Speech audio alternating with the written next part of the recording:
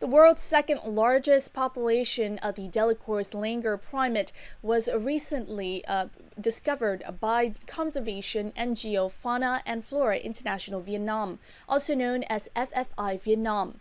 The population was said to live in Vietnam's northern mountainous region, comprising of 7 groups, with a total of about 40 individuals. The discovery has been highly appreciated thanks to the hope that it brings to the conservation of this endangered species.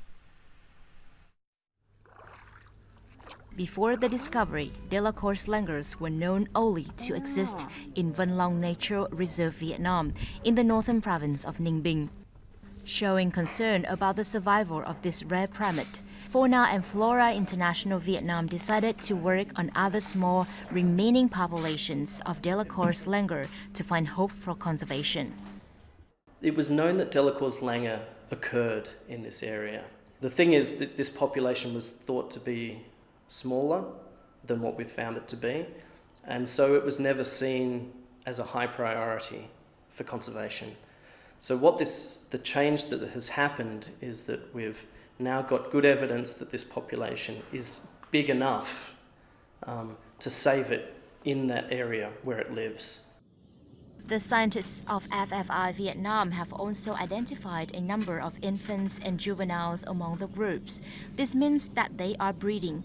If they are protected promptly, they should be able to thrive in this habitat once again. The animals in this population are genetically different to the ones in Van Long Nature Reserve as well. We can think about how we can move animals between them, capturing and re-releasing, to maintain the genetic diversity in those small populations until they can get big enough to survive on their own. Regarding the positive result of the discovery, FFI Vietnam is seeking solutions and activities to protect this population. In the short term, we're trying to take decisive actions, such as strengthening law enforcement and forest protection to shield this population of Delacour's langurs.